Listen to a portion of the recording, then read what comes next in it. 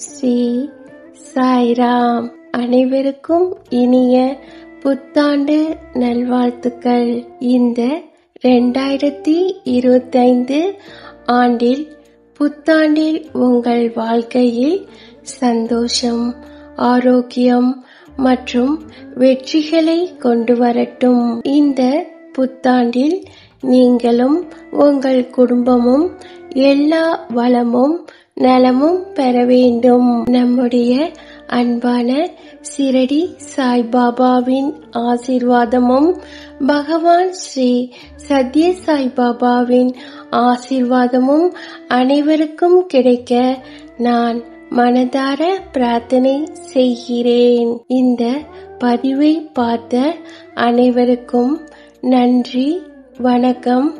Jai Sairam. Allah Malik.